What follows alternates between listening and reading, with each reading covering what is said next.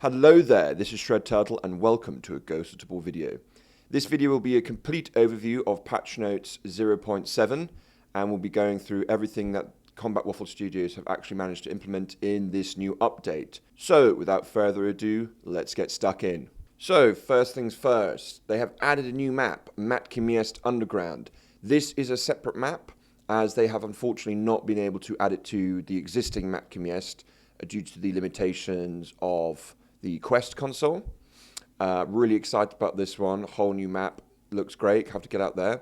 Added a new map variant on Matkimiest. So this is the Matkimiest daytime. Can't wait for this. We've only had one daytime map so far.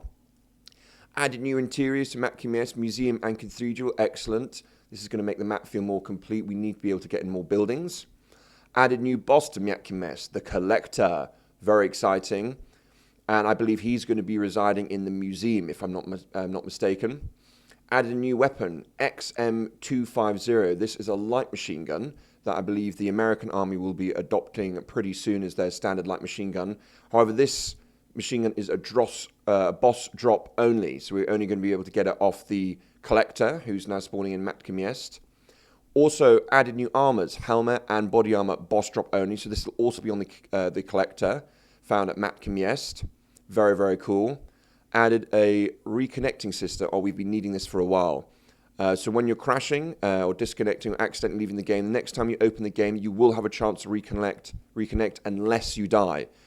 So that's an excellent feature. So if you do accidentally, or if you do crash or accidentally leave, you will have a chance of getting back in as long as you haven't been shot in the head as your characters are standing there. Added flashbang grenades. This is going to be a really cool addition.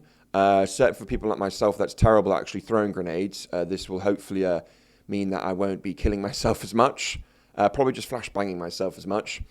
Added an option to offset controllers a bit on Quest when using some weapons to prevent drifting when aiming. Janky aim fix options in the settings. Okay, so I know some Quest users have been having a little bit issue with tracking and stuff, so hopefully that's going to sort that out. Added a streamer cam for PC VR. I'm very excited about this. As a streamer and content creator, I shall be experimenting with all the options that are available for this. And I've heard some really cool things. Maybe we can automatically zoom in when we're aiming, things like that, which will make content creation and streaming, I think, a lot more enjoyable. Added new spawn points on every map. Oh, that's excellent. There are certainly some not so good maps on not so good spawns on islands, so that's going to be really interesting to see. And it'll change up the dynamic as well quite a bit. A lot of us know where these spawn points are, so our whole strategy is based around who's spawning where and stuff. So that's going to be exciting. Added a timer before extraction points become available. Oh yes, I do know what this is. So I believe it's 2 minutes. You will not be able to extract in the first 2 minutes of the raid. This is to prevent people from extracting super early. The fact that anyone would extract within 2 minutes is pretty wild, but then again, if you're playing a lot of silo, I know you can get out in that map within 20 seconds. So that's, I think, a great addition. Added color tips of bullets depending on what bullet type. Excellent. So we'll be able to tell now if we're using F&J tracers or armor-piercing rounds. Currently, well, up until now, you don't know what bullets you've got inside your magazine, so that's going to be a huge help. I know I've certainly been wanting that. Added new visuals to the menu. Interesting, menu revamp. We'll have to check that out. I guess that's on the main terminal. Added a coffee machine. Functional, but no bonus for using it. That's very cool. So that's just a nice little addition there. So no bonus for using it. I guess it's not going to give you any hydration or any food points towards that. So that's just a nice little addition. Added new IK for arms. They feel more natural and less clipping through the body. Oh, that's going to be really cool. So we don't have too many wobbly spaghetti arms. Added a new whiteboard, replacing the old one. That's going to be really cool. I'll be playing around with that. Added twisting mechanics on silencers. Yes, I've seen some footage of this. This is a really cool addition, making it a bit more realistic now to screw these suppressors on. Added new mechanics to the tutorial area. Cool. So there might be new areas on that tutorial there you can try out and test some weapons maybe.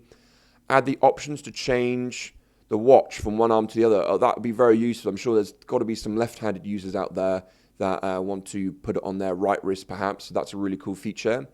Added storage shelves in the medical room. Okay, that's a cool addition. Added sidechain audio compression, sounds improvements. We'll have to test that out ourselves. By the sounds of it, it's just improved sounds. That's going to be really, really cool. Change the energy drink texture. Interesting. We'll have to see that as well. And refactor of the healing syringe. Need to hold them in to heal. Now can heal through bleeding. Interesting. So I think that's going to be a really cool addition because it's going to slow down the gameplay a little bit more. And you're going to have to be more tactical with actually syringing now. You're not going to be able to just quickly put it in your arm and immediately start shooting again.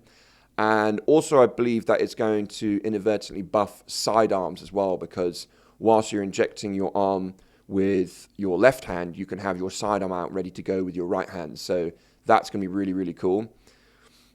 So those are all the actual new features. And now that's the new features part of the video over. And now we should go into these bug fixes.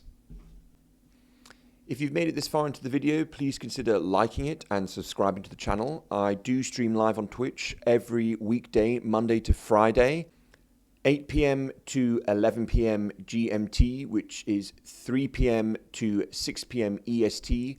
I will, of course, be trying out all of these new updates and features, so hopefully see some of you there. Now we will get stuck into the bug fixes and improvements. First, they have changed the color of the ammo jars and the boxes to match the color tips of the bullets.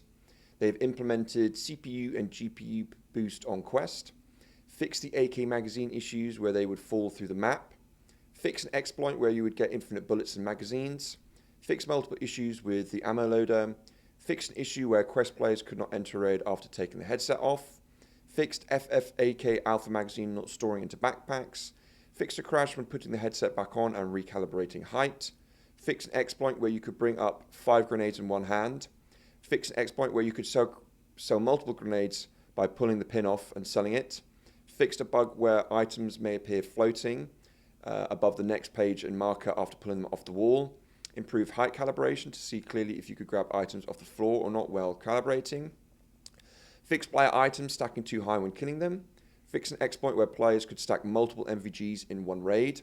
Fix the end screen item counts where sometimes it would show the wrong number. Fix an exploit where squad mates could show backpacks to gain XP. They could share backpacks to gain XP with what was brought in raid instead of found in raid. Fix an MP5 and UMP ejection round location. Fixed a few colliders where the players would stick their gun inside and shoot through. Fix the conveyor stealing players' loadout if they get too close to it. Fixed a few magazines that were not working with hand loading / manual putting in bullets. Fixed airdrop not spawning in items if not perfectly sitting on the ground. Fixed the issues where NPCs drop guns could not take other types of rounds. Fixed squads ready up function so it was grayed out while queuing for raid. Fixed weight not properly set when receiving back items from insurance. Fixed a crash when abandoning raid on night maps. Fixed a crash after extracting. Fixed the water particles going through some objects. Fixed card tech dropping the wrong items sometimes. Fixed a mission saying kill 10 Phoenix but requiring 15. Fixed an issue where mines were not killing players in training mode. Fixed trigger discipline. Finger not on trigger if it is on the controller trigger. Basically, yeah, you couldn't close a fist sometimes. Couldn't make a fist sometimes. Fix the sell all price being wrong when used with multiple items. Fix mag palming not working with some variants of the same mag. Fix some typos. Optimize saving. Optimize the PSO progress bar on Quest. Optimize the gear. Now we've got some map fixes. On the tutorial we have added an option to skip chapters, and they've also added in the new mechanics for silencers and NRSs. Island. Fix an issue where the doors would disappear from side of labs and the players could see inside of labs. Smooth the terrain. MapCMS, change the player count from 9 to 12. That's going to be excellent. It's going to be absolute war zone out there now. MapCMS Underground map added, of course. And the last but not least, they have fixed some silo stuff. Fix walkable surfaces. Fix walkable surface sounds.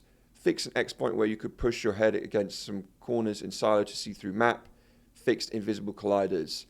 And they have also optimized safe house storage in the safe house.